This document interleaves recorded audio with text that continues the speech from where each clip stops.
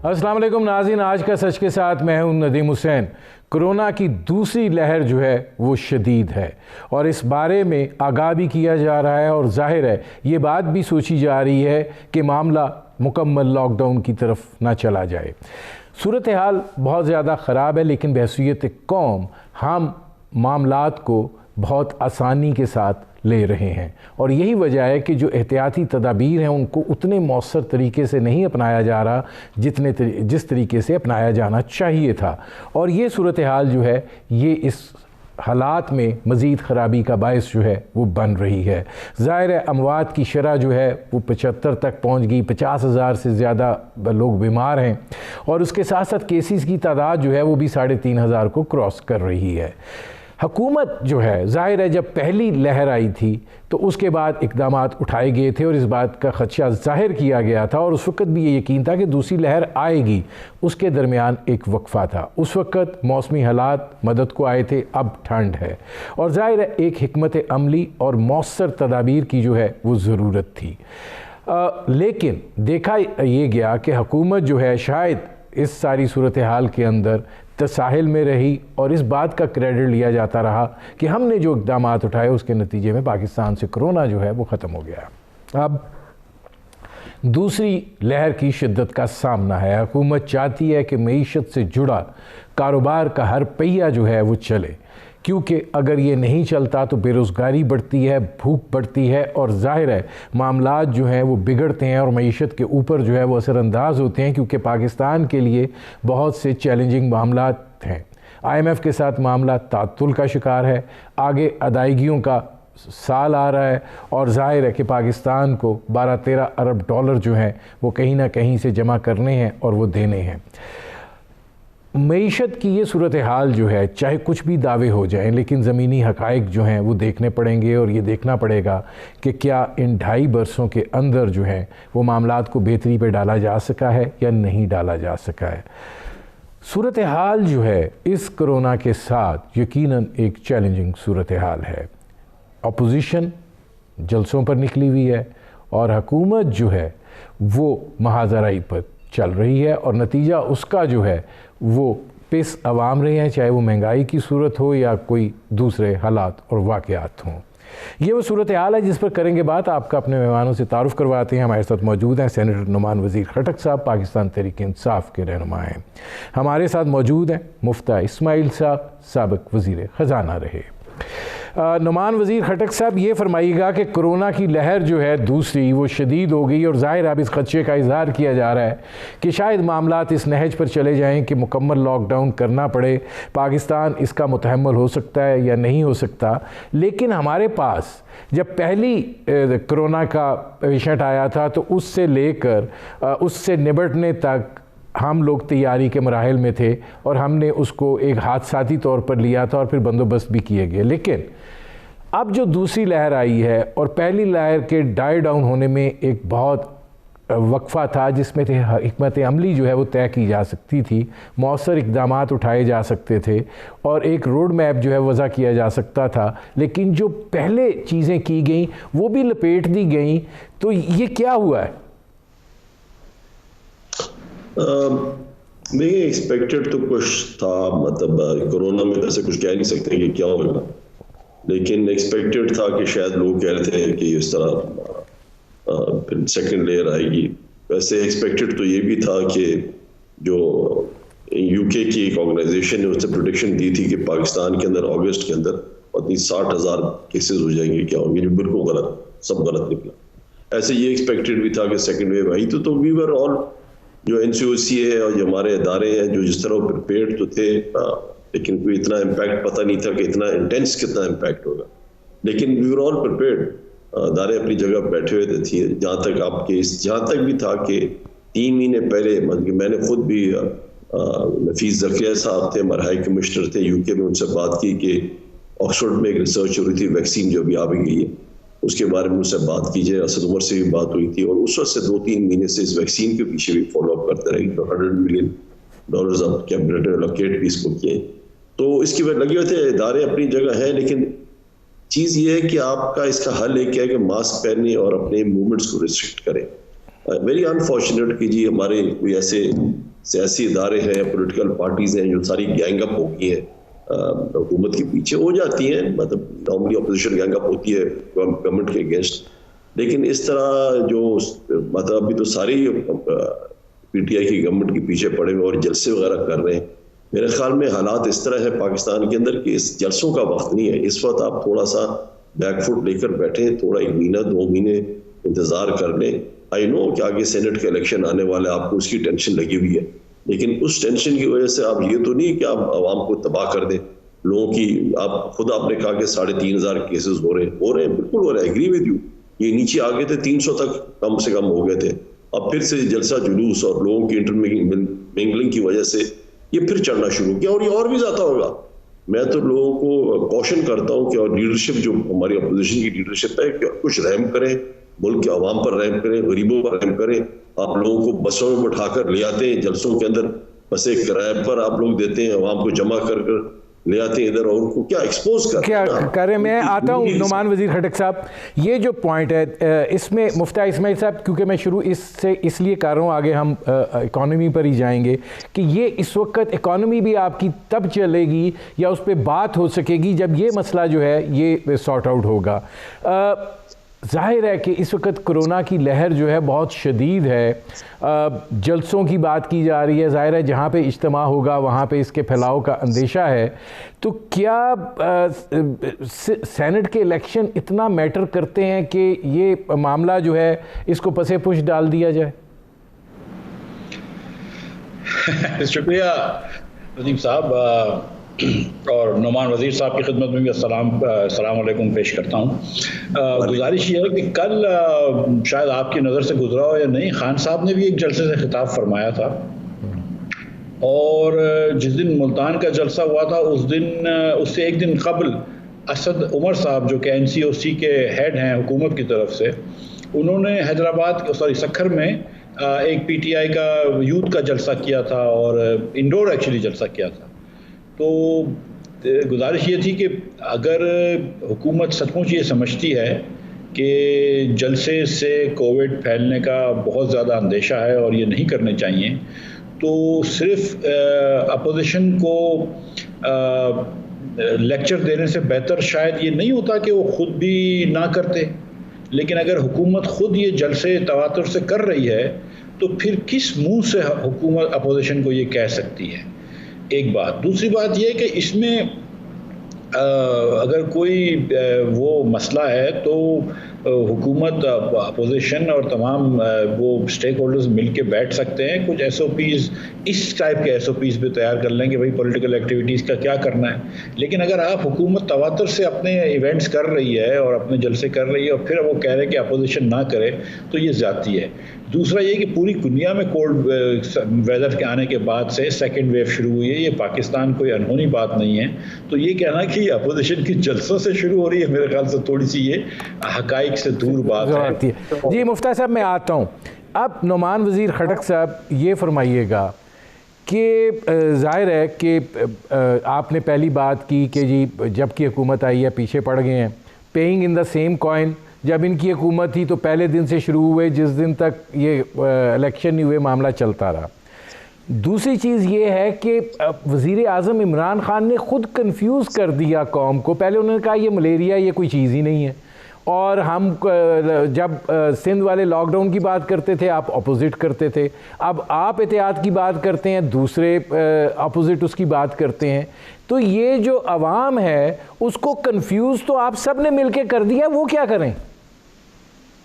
नदीम, पहले तो मैं ज़रा मिफ्ता साहब को बहुत मेरी तरफ से सलाम और I have high respect for him. मैं आपको पहली पॉइंट क्लियर कर दूं कि असद उमर साहब ने जो जलसा किया था उससे वो SOPs, मिफ्ता साहब, is very well defined SOPs। उसमें है कि आप 300 से ज़्यादा लोग नहीं होंगे और सब मास्क पहनेंगे।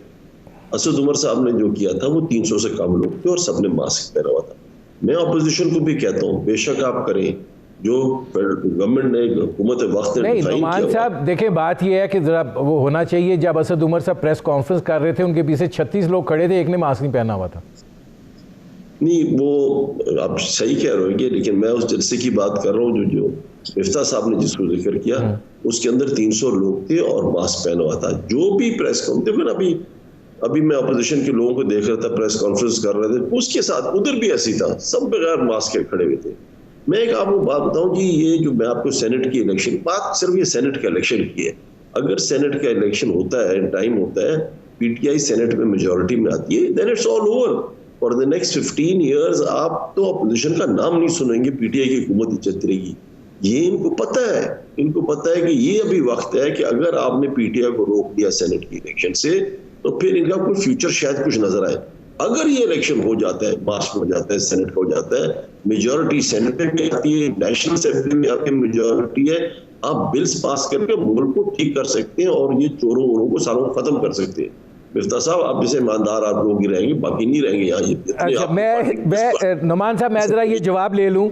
मुफ्ता साहब, नुमान साहब कह रहे हैं कि सेनेट के इलेक्शन हो जाते हैं, हमारी मेजॉरिटी आ जाती है, और खान साहब जो बार बार कहते हैं कि ये बिलों के ऊपर हमें ब्लैकमेल करते हैं, हम ये बिल जो है वो पास कर लेंगे, और ये कहते हैं फिर 15 साल अपोजिशन का नामो निशान मिट जाएगा।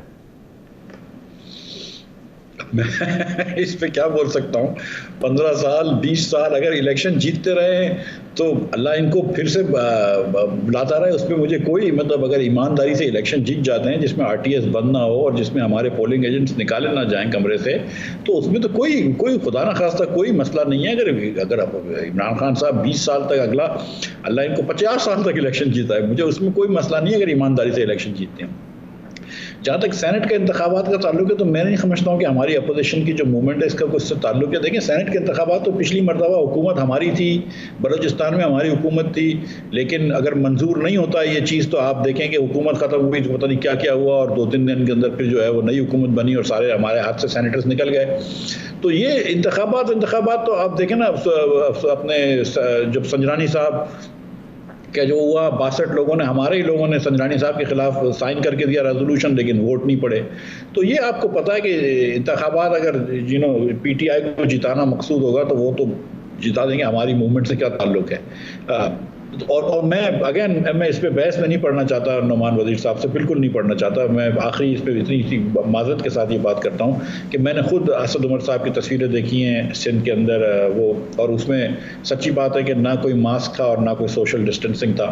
तो मतलब मेरा ये कहने का है कि अगर हम ये गलती कर रहे हैं और आप अगर इस पर हमको इज्तनाब करने का कह रहे हैं, तो फिर वो मॉरल हाई ग्राउंड हुकूमत के पास नहीं है जो होना चाहिए, अगर वो खुद भी ये कर रहे हो, जैसे मैंने गुजारिश करी कि इमरान खान वगैरह का हुआ। लेकिन बहरहाल तो ये इलेक्शन से मैं ये नहीं समझता, coming back to this topic, कि इससे कोई हमारा मूवमेंट का फर्क पड़ेगा। मुद्दा साहब, मुझे एक ब्रेक लेना पड़ रहा है। नाज़रीन, हमारी गुफ्तगू जारी है, एक मुख्तसर से कमर्शियल ब्रेक का वक्त हुआ है, मिलते हैं इस वक्त के बाद।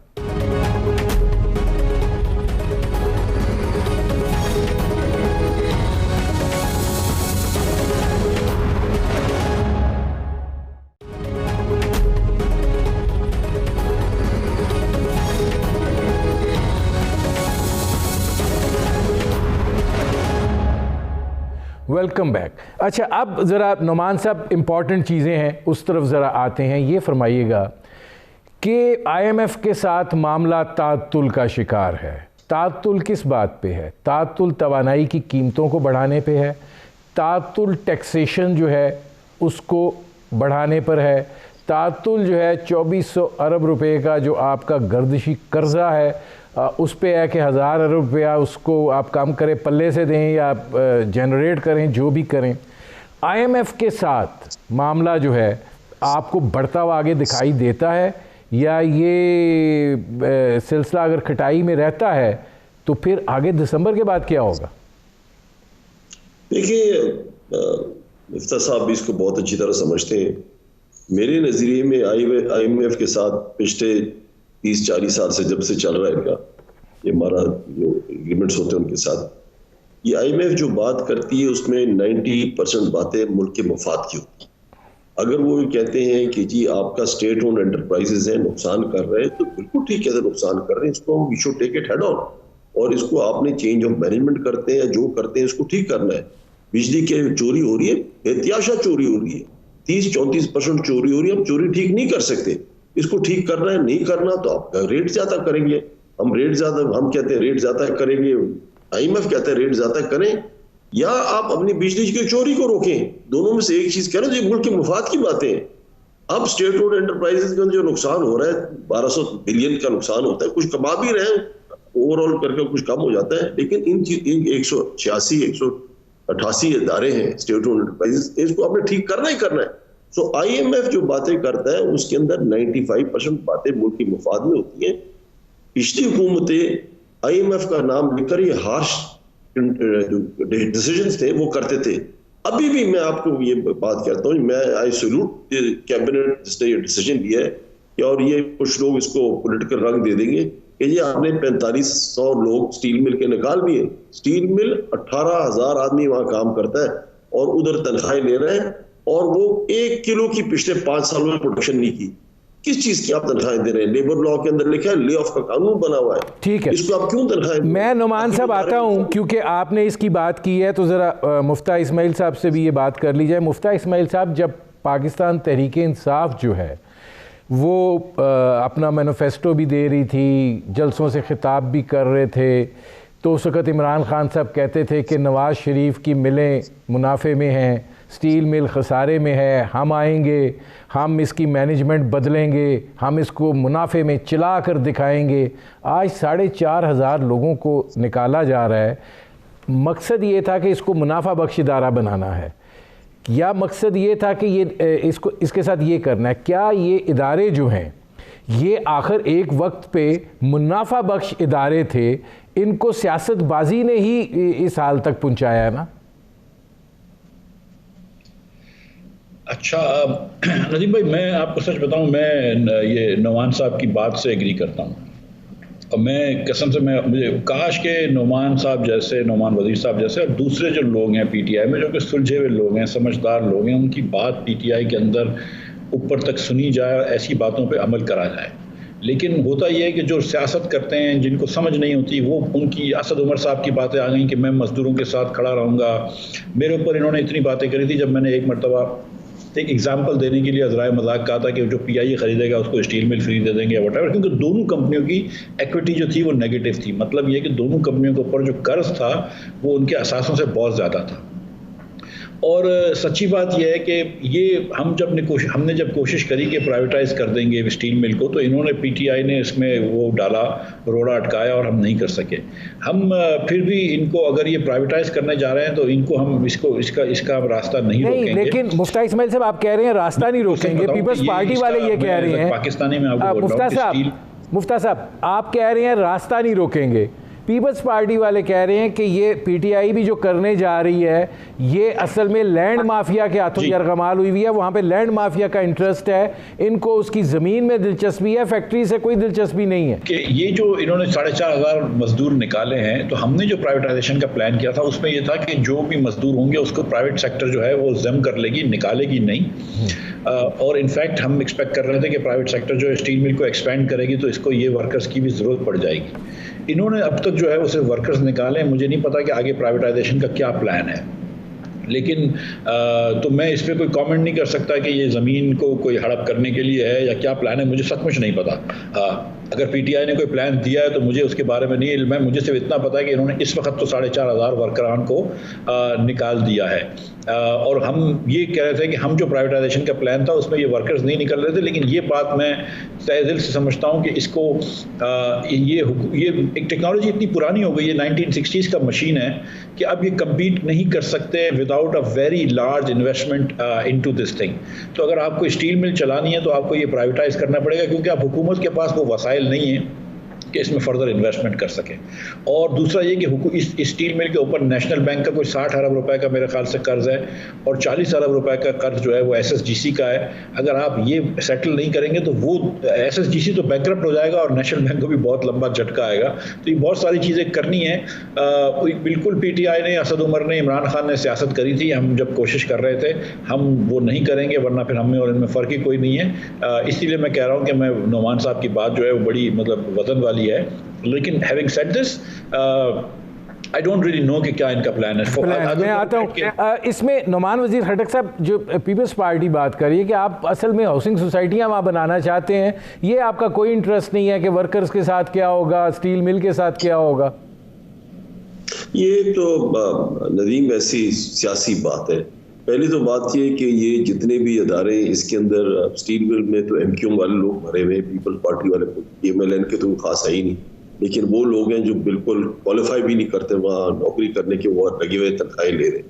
अब आता है जहाँ तक इसको प्राइवेटाइज करने की आप बात करते हैं ना, ये मुफ्ता साहब भी जानते हैं, आपको भी पता है, ये सेक्शन 4 हुआ है, एक्वायर्ड लैंड है, ये इंडस्ट्रियल लैंड है, इसको आप सिर्फ इंडस्ट्री के लिए यूज कर सकते हैं, आप इसकी कॉलोनीज बना ही नहीं सकते जब तक प्रोविंशियल गवर्नमेंट कोई ऐसा डिसीजन ना करे कि इसको। और अगर सेक्शन 4 आप खत्म करते हैं तो वापस जाती है उसी के पास जिसकी ये जमीन है, ये किसी और को आप बेच ही नहीं सकते, तो इसको इंडस्ट्रीज के लिए इस्तेमाल हो सकता है और किसी के लिए हो ही नहीं सकता है। जो सही मॉडल इसका क्या है, सही मॉडल इसके अंदर ये है कि जो आपका हबीब बैंक का मॉडल था, मुफ्ता साहब को भी पता है, आपको शायद बताऊं, कि आप उसकी मैनेजमेंट के थोड़े शेयर्स आप दे देते, मार्केट में देते, किसी पार्टी को दे देते। सबसे पहले आप जो है ना इसी की जो एम्प्लॉइज हैं इनको ऑफर करते हैं कि आप ये शेयर इसके ले लें, इसको चलाएं। अगर नहीं है तो प्रोविंशियल गवर्नमेंट को ऑफर कर दें, सिंध गवर्नमेंट को, वो चलाए। नहीं, अगर वो भी नहीं चलाना चाहता तो फिर आप किसी प्राइवेट पार्टी को शेयर दे, हबीब बैंक वाला मॉडल फॉलो करें और उसको कुछ ऐसा बात फिर आगे करें। तो दिस इज वन प्रोसेस। एक मैं आपको बात बता दूं, अब मैं पेस्को के बोर्ड पर था, इलेक्ट्रिसिटी सप्लाई कंपनी जो है, उस वक्त हमने इसके एनालिसिस किया और बाकी सारे डिस्कस की भी यही होगा। यू नो व्हाट, उसका रिजल्ट क्या आया? आप पेस्को किसी आदमी को देते हैं, मुफ्ता साहब पेस्को की खरीदना चाहे ना तो उसके साथ इसकी वैल्यू बनती थी कि 370 बिलियन भी आप उसको दें तो फिर ये वारा करेगा, ये पेस्को भी दे दें और 370 बिलियन भी दें। तो आपने जो मजाक में बात की थी ना स्टील मिल के साथ पीआईए भी दे दे, सही कहते हैं आप, सही कह रहे थे आप। मुझे एक ब्रेक लेना पड़ रहा है नुमान साहब। नाज़रीन, हमारी गुफ्तगू जारी है, एक मुख्तसर से कमर्शियल ब्रेक का वक्त हुआ है, मिलते हैं इस वक्फे के बाद।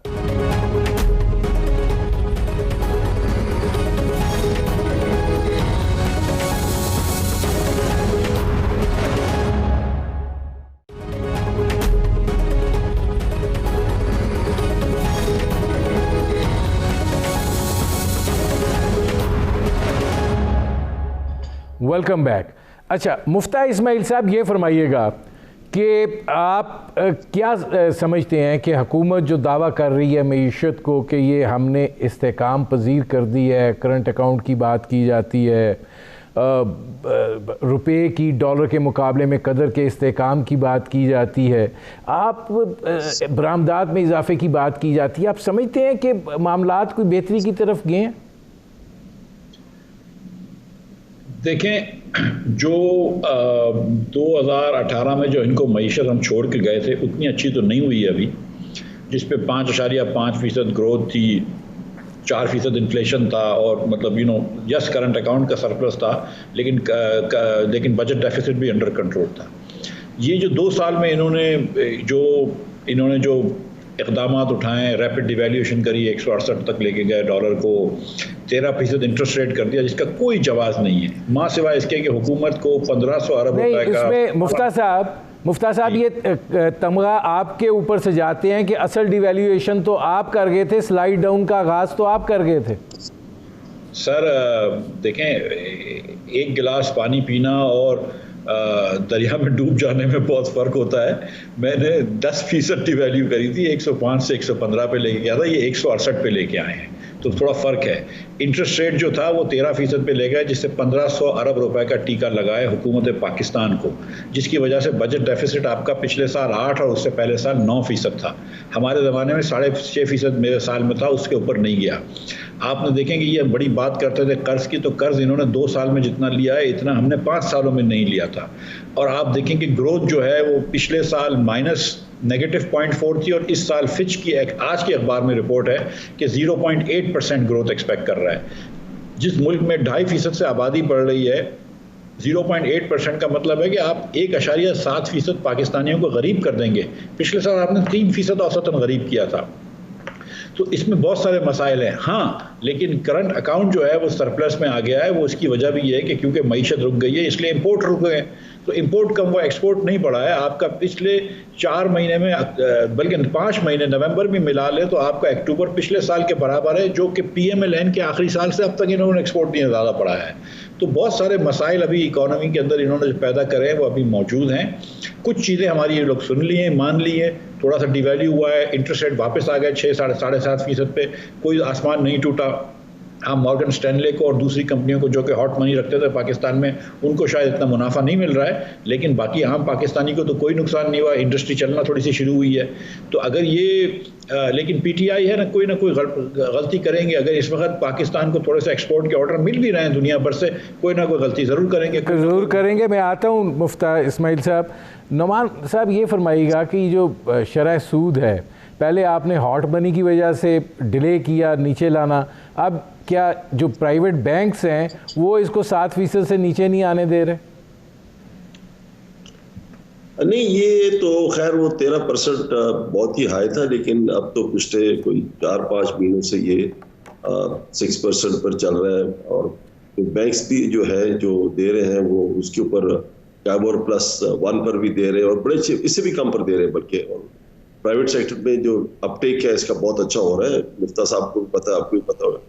लेकिन वो अपनी जो, लेकिन मैं एक बात ये मुफ्ता साहब से पूछना चाहता हूँ, मैं तो इनके दोनों का अगर कंपैरिजन करूँ, इसहाक डार का मुफ्ता साहब को, वी आर फॉलोइंग मुफ्ता साहब पॉलिसी। इन्होंने 104 पर इनको मिला जब इन्होंने टेक ओवर किया, फाइनेंस मिनिस्ट्री टेक ओवर की। और जब हमने टेक ओवर की पीटीआई की गवर्नमेंट, तो 104 के बजाय 126 हो गया था जब इंटरिम गवर्नमेंट के बाद बन गया। तो तकरीबन 20% हमने उसको डिवैल्यू किया। और जो मुफ्ता साहब आ रहे हैं बिल्कुल ठीक किया, मेरे ख्याल में he did the right decision. हमने इन्हीं की जो प्रोसेस है 20% डिवेल्यूशन करते आगे चलते हुए इसको 160 वगैरह पर आज के जो चल रहा है 160 है, यही 20% है।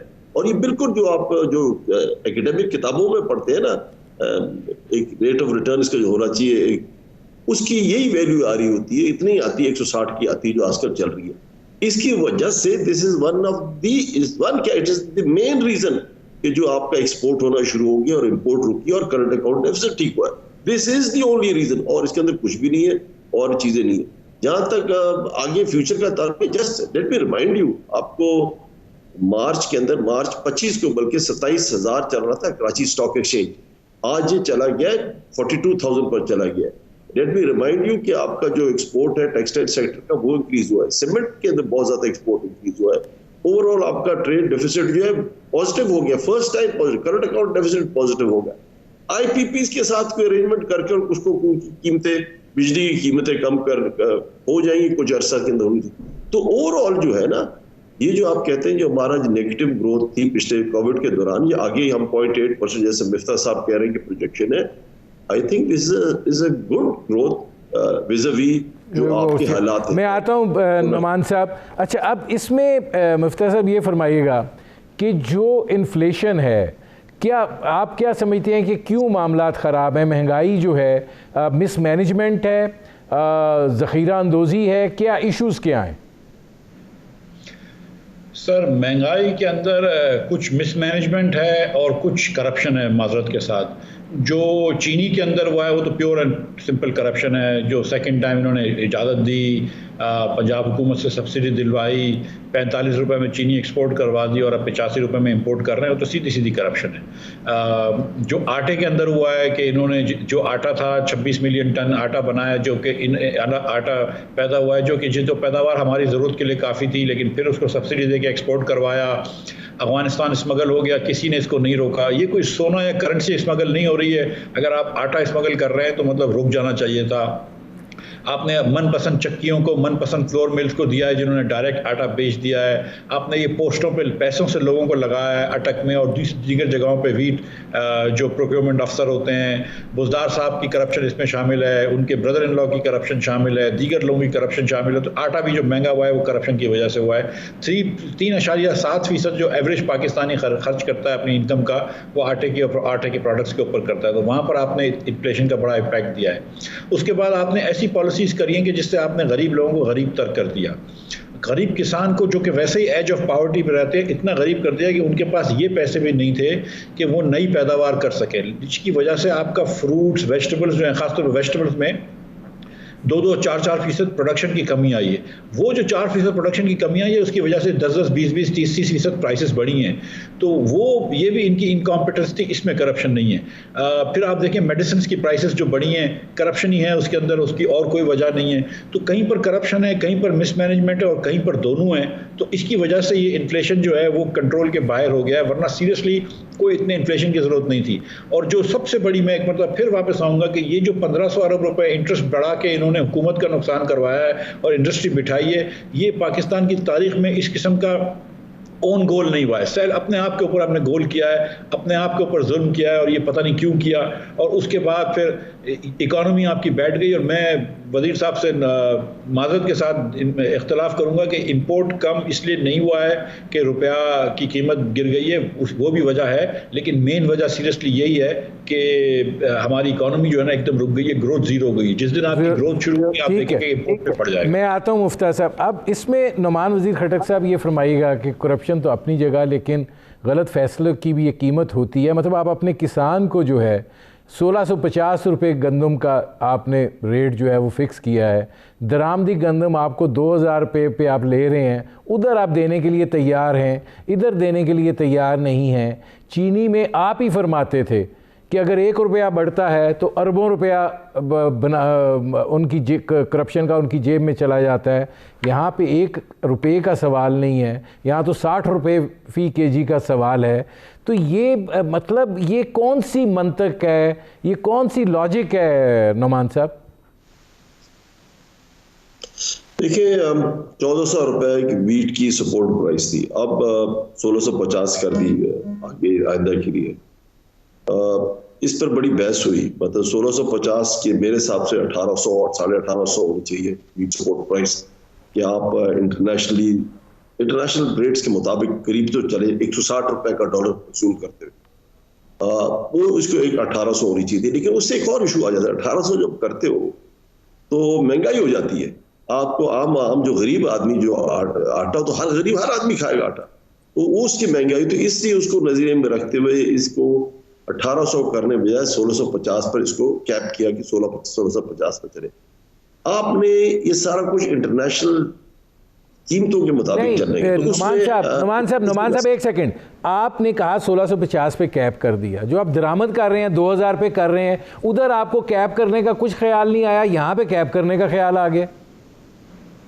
देखिए ये तो बड़ी सिंपल चीज है नदीम, ये कि मतलब आपने अगर 2000 करते हैं तो आप महंगाई कितनी आ जाएगी 2000 करने। सर उधर तो सब्सिडी दे रहे हैं ना, इधर दे दें।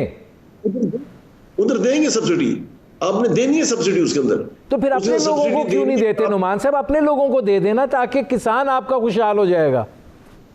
तो आप कहते हैं कि 1650 के बजाय हम 1800 और 1850 पर सारे पाकिस्तान में 26 मिलियन प्रोक्योरमेंट करें बीट की 1800 पर, कितना खर्चा आ जाएगा, कितनी महंगाई हो जाएगी। उधर सब्सिडी 2600 मिलियन पर देना है, अभी तो आप 26 मिलियन पर देना है, अभी तो आप 1 मिलियन 500 मिलियन इंपोर्ट करेंगे, उस पर इतनी नहीं होती। मैं आपको बात बताऊं, बेसिक इशू ये महंगाई 160 रुपए का जब डॉलर होगा, महंगाई ने आना है।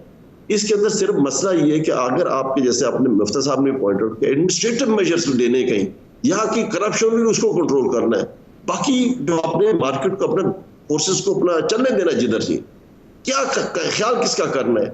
मिनिमम वेज जो गरीब आदमी जिसको आपने कहा 18,000 मिनिमम वेज है, इस 18,000 को उठाकर आपने 21-22 हजार करना है। मुफ्ता साहब जैसे मेरी टाइप जो कारखानेदार है, हम कहेंगे ये क्या बात कर रहे हो, क्या मिनिमम वेज को ज्यादा क्या, हमारी तो कॉस्ट ऑफ प्रोडक्शन बढ़ जाएगी। लेकिन ये बढ़ेगी या जो होगी, गरीब आदमी को टारगेट सब्सिडी देकर मिनिमम वेज को 22,000 रुपए पर पर्सन करना ही करना है। ये करेंगे तो ये लोगों का कुछ गुजारा होगा, और बाकी आपके मेरी तरह मुफ्ता साहब वाले लोग ये खुद ही कर लेंगे। इनकी तरफ मालदार जो है जरा कम मालदार हो जाएंगे, बस ये होगा। गरीब मैं आता हूँ नुमान साहब, जरा मैं ये चीज़ पूछूं, मुफ्ता साहब 160 रुपए का डॉलर होगा तो महंगाई होगी, तो ये हुकूमत को सोचना चाहिए ना। आप क्या समझते हैं? नुमान साहब का तो ख्याल है 160 पे डॉलर, 160 रुपये पे डॉलर जो है ये ठीक है। आप समझते हैं कि ये ओवररेटेड है या आप समझते हैं कि ये ठीक है? यार सच्ची बात यह है नदीम भाई कि मुझे दो बातें पता हैं। एक तो ये कि मुझे मार्केट से ज़्यादा नहीं पता है, मुझे नहीं पता कि क्या रेट होना चाहिए। और दूसरा ये कि मैं नहीं समझता हूँ कि किसी को भी पता होना चाहिए, ये मार्केट को ही पता होता है कि क्या रेट होना चाहिए। आपका इंटरेस्ट रेट्स क्या हैं, आपकी क्या पॉलिसी है स्टेट बैंक की, आप कितना इकोनॉमिक ग्रोथ आपकी होगी इस साल, उससे इंपोर्ट के ऊपर क्या होगा, आपने इंपोर्ट पर ड्यूटियाँ कितनी रखी हैं, एक्सपोर्ट किस तरह तेज़ी से बढ़ रहा है, ये बहुत सारे फैक्टर्स हैं। तो ये जो लोग मतलब मुझे नहीं पता, सच्ची बात है कि क्या रेट होना चाहिए, मैं इस पर कॉमेंट नहीं कर सकता हूँ कि क्या रेट। अच्छा, अब एक और चीज़ जिसके ऊपर मैं आप ही से लेके चलता हूँ, जो ये IMF की शर्त है टैक्सेशन को बढ़ाने की, आप क्या समझते हैं कि ये हेल्पफुल होगी माशी सूरत हाल के लिए? बिल्कुल नहीं। देखिए, ये बात जो नुमान साहब ने कही थी और जो मैं पूरा इत्तेफाक कर रहा था, मैं यही बात कर रहा था स्टील मिल की जब हम बात कर रहे थे, जब इन्होंने IMF की बात करी थी कि IMF आपको ये बोलती है कि यार ये सर्कुलर डेट जो है ना 60 अरब रुपए महीने का आप बढ़ा रहे हैं, ये सस्टेनेबल नहीं है। IMF आपको ये नहीं बोलती कि बिजली के बिल बढ़ाओ, IMF कहती है सर्कुलर डेट कम करो। अब अगर आप बिल कलेक्शन करना शुरू कर दें तो मसला हो जाएगा। अब आप देखेंगे हमारे ज़माने में 93% बिल कलेक्शन होती थी, जो अब 87% पे आ गई है। हमने 18% लेके आ गए थे TND लॉसेस, नेपरा का शायद 12 या 15% का टारगेट है, हम 21 से 18 पे लेके आ गए थे, ये फिर वापस 19 पे लेके चले गए। तो आप बिल कलेक्शन कर लें, TND लॉसेस कम कर लें। देखिए, सबसे आसान तरीका होता है कि आप रेट बढ़ा दें, सबसे आसान तरीका होता है कि आप नए टैक्स इम्पोज कर दें। आपने पिछले साल, जिस साल शबर जैदी साहब यहाँ पे वो थे FBR के चेयरमैन थे, आपने 5500 अरब रुपए का टारगेट रखा, 700 अरब रुपए के नए टैक्सेस लगा दिए, 5 एक्सपोर्ट सेक्टर्स के ऊपर भी आपने सेल टैक्स लगा दिया। हुआ क्या? इकोनॉमी को तो स्लो कर दिया आपने नए टैक्सेस की वजह से, उसके ऊपर वजन तो डाल दिया, लेकिन आपने जमा तो 3900 अरब रुपए पूरे साल में किए। तो ये जो हदफ जब करते हैं उसको जमा करें। नए टैक्स लगाना तो कोई क्रिएटिव बात नहीं है ना, मतलब आप अपना काम करें, अपना तो ये जो एग्जिस्टिंग टैक्स स्ट्रक्चर है वो काफ़ी है, जो एग्जिस्टिंग टैक्सेस हैं वो काफ़ी हैं, वो बहुत ऑलरेडी बोझ है बिजनेसेस के ऊपर। आप अपना टैक्स जमा करें, आप नए टैक्सेस ना लगाएं। IMF आपको ये नहीं बोलती है कि नए टैक्स लगाएं, आप थोड़े से खर्चे को कंट्रोल करें। आप कहीं पर तो आप बातें तो बड़ी करते हैं कि हमने ये वो कर दिया, हमने वोट लेना शुरू कर दिया, ख़त्म कर दिया, एस्कॉर्ट्स लेने शुरू कर दिए, और वो हमने ख़त्म कर दिए बड़े बड़े आंट्राजेस, लेकिन फिर आपने हेलीकॉप्टर में फ्लाई शुरू कर दिया करना। तो वो फिर मतलब कहीं पे हुकूमत, अगर PTI इतनी अच्छी थी तो हमको नज़र आता है कि 10% हुकूमत के खर्चे कम कर देते। ये तो हर साल 10-12% इन्फ्लेशन से तेज़ी से बढ़ा देते हैं हुकूमत के खर्चे। तो आप ये क्या है कि जब भी IMF के पास जाते हैं तो सारा बोझ आवाम के ऊपर आता है, कभी हुकूमत अपने ऊपर भी बोझ ले। आप ये नुमान साहब ये फरमाइएगा कि ये जो बात है कि हुकूमत अपने ऊपर बोझ ले, गैर ज़रूरी अखराजात में कटौती की जाए, ये एक हमेशा से बहस तलब मामला रहा है और कभी भी नहीं हुआ। और जाहिर है PTI जो कुछ कह कर आई थी उनमें से किसी एक चीज़ पे भी अमल दरामद नहीं हुआ। तो ये इन चीज़ों पर तो कुछ गौर अब होना चाहिए। अब तो अब काफ़ी तजर्बा भी हो गया और मुस्तहकम भी हो गए। देखिए, मेरे हिसाब से नेचुरली मैं PTI को मैं भी मेरी सोच इस तरह हो, लेकिन ये जितने हमारे सरकारी इदारे मिनिस्ट्रीज हैं, ये सारे ना, ये इसमें इतनी ज्यादा ह्यूमन रिसोर्स बैठी हुई है, कुछ काम नहीं करती। किसी मिनिस्ट्री को देख लें, पावर डिवीजन हो जाए या हेल्थ को देखें या किसी को देख लें, इतनी दुनिया जमा है, इतने लोग बैठे हैं, तनख्वाहें ले रहे हैं, काम कुछ भी नहीं। मेरे ख्याल में हुकूमत को कहते हैं there is no business of government to be in business. ये रेगुलेटर्स हैं, थोड़ा बहुत रेगुलेट कर रहे हैं। इंडस्ट्रीज डिपार्टमेंट मिनिस्ट्री है, क्या करती है इंडस्ट्री? मुफ्ता साहब और मेरी इंडस्ट्री के लिए हमें क्या मदद करते? कुछ भी नहीं। They are only there to create problem for us. इनको अगर हम कट आउट करते हैं, इन लोगों को कम करते हैं, ऑपोजिशन शोर करी कि आप लोगों को क्यों उठा रहे हैं, और लोगों को उठाओ, खर्चे कम करो। अब खर्चे क्या, ये थोड़ा बहुत आप कहते हैं हम एस्कॉर्ट वगैरह कम कर दिए, ये तो थोड़ा बहुत हो जाता है, इतना खास असर नहीं पड़ता। मुफ्ता साहब ने जो बिजली की बात की, let me clear that is well. आपका बिल्कुल आप ठीक कहते हैं, इनकी कलेक्शन 93% से 88% हुई, गलत बात हुई। ये होया क्या, लोग ओवर बिलिंग कर रहे हैं, ये एक्सिम वगैरह सारे ओवर बिलिंग कर रहे हैं। इसको मिनिस्ट्री में हमारे सेक्रेटरी साहब जो है, जी मेरी बात हुई कि take a very strict action against this thing. ये तो 93% पहले जो था वो भी गलत था। आपकी ओवर बिलिंग तो होनी नहीं चाहिए, सारी ओवर बिल का केस है। यहां तक आपने देखो मुफ्ता साहब, आपने डॉलर रुपये की बात की, आपने खुद का मार्केट फोर्सेस, आजकल भी मार्केट फोर्सेस ही डिटरमिन कर रही है ना, जो रोजाना फ्लक्चुएट ऊपर नीचे हो रहा होता है, मार्केट फोर्स कर रही है। और ये सही जो है ना एकेडमिक, इसको कहते हैं real effective exchange rate. Real effective exchange rate है उसकी कैलकुलेशन से भी 160 आता है। 160 है। नुमान साहब, मेरे प्रोग्राम का वक्त ख़त्म हो रहा है। बहुत शुक्रिया सेनेटर नुमान वज़ीर खटक साहब, बहुत शुक्रिया मुफ्ता इस्माइल साहब। नाज़रीन, आपने हमारे पैनल के शुरका की गुफ्तगू सुनी। अब तक के लिए इतना ही, इजाज़त दीजिए। अल्लाह हाफ़िज़।